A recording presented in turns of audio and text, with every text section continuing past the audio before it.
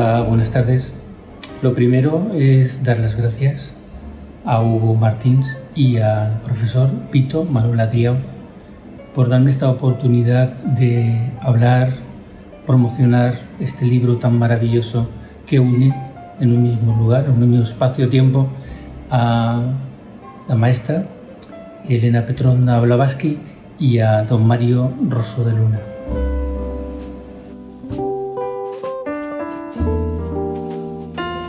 ¿Quién era Elena Petrovna Blavatsky? Un enigma.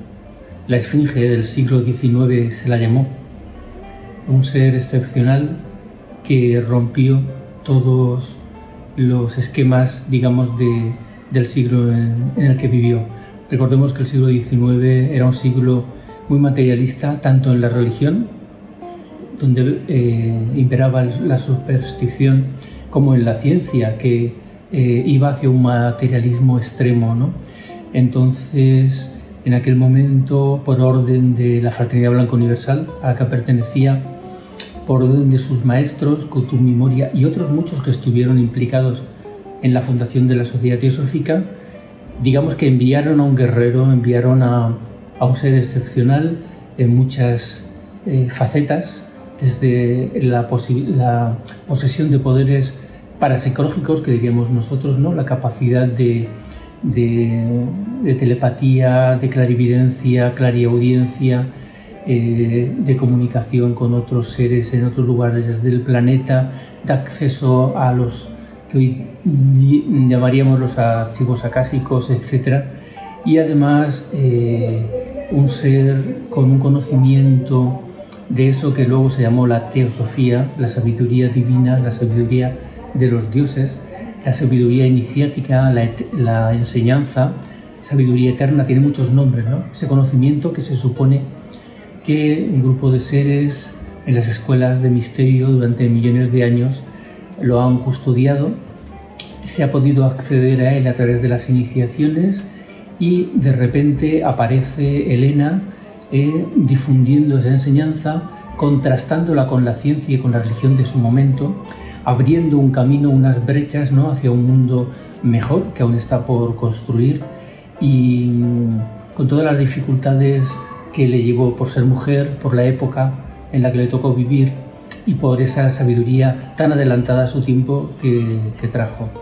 ¿Quién fue Elena? Es un enigma.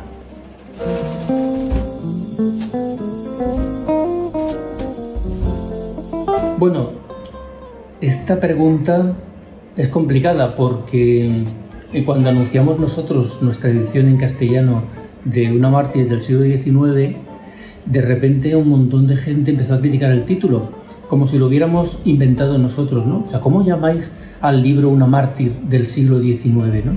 Porque para esa gente mártir tenía connotaciones cristianas, católicas, de sacrificio, y no les cuadraba esa definición, ¿no?, con el personaje de Blavatsky, ¿no?, de Elena.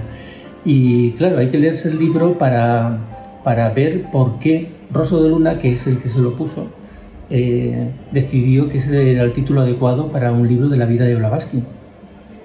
Yo tengo mi propia opinión, ¿no?, y que en realidad no tiene mucha importancia la palabra, ¿no? Lo que se busca con una mártir del siglo XIX es mostrar de alguna manera ese sacrificio, ese gran sacrificio que hizo Blavatsky toda su vida, absolutamente hasta el último momento, cuando en Londres, en la mesa, todavía escribiendo, se le cayó la pluma porque ya el hálito vital, ¿no?, se fue y sus maestros ya no le podían mantener más con vida.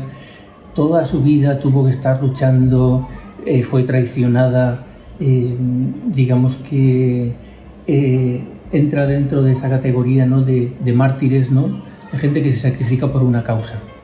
Eso es por lo que yo creo que se le llamó una mártir del siglo XIX, pero no tiene connotaciones católicas. Y querámoslo o no, sí de sacrificio, porque incluso los grandes seres, incluso los maestros de compasión, también están aquí, digamos, sacrificados por toda la humanidad, ¿no? O sea, cuando uno trabaja por la humanidad, cuando se sacrifica su vida personal, su yo personal por un yo y algo superior, hay algo de mártir ahí, ¿no? Porque lo fácil sería vivir para nosotros, nuestra familia, nuestros hijos, nuestras mujeres, maridos, con nuestro sueldo, nuestros viajecillos, nuestros Netflix, HBO, pero cuando uno, digamos, que pone por encima de todo eso una causa, como es la causa de la teosofía, pues ahí hay evidentemente y siempre lo habrá sacrificio, un sacrificio personal de la personalidad individual y un sacrificio social, ¿no? Donde muchas veces cuando uno trabaja para lo eterno, no es bien visto por la gente que le rodea.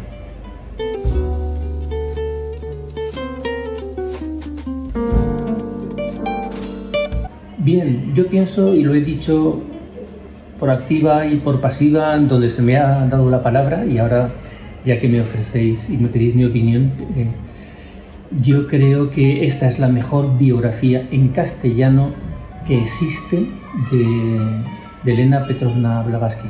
En inglés hay muchas biografías, empezando por la que hizo Sinet, Incidentes en la vida de H.P. Blavatsky.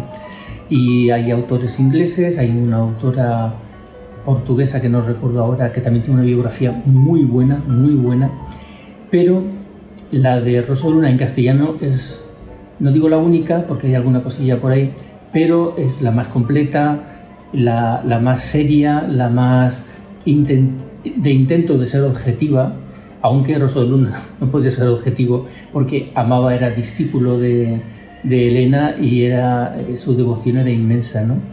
Pero sí que intenta, en honor a la verdad, no hay nada superior a la verdad, que la biografía sea lo más fiel posible a la realidad.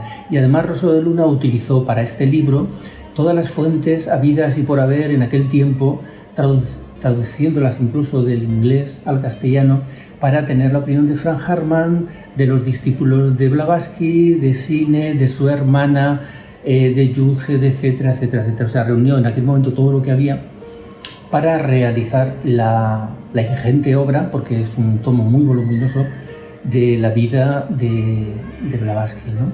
Entonces considero que, siendo quien lo escribe Rosa de Luna, que es un erudito, que es un teósofo ateneísta que nosotros adoramos y que estamos intentando publicar también toda su obra, y uniendo en la misma obra la vida de Blavatsky con las anécdotas, con la explicación de los poderes, de lo que le fue ocurriendo en cada momento, sí considero que es la mejor obra, la mejor biografía de Elena Petrovna Blavatsky en castellano.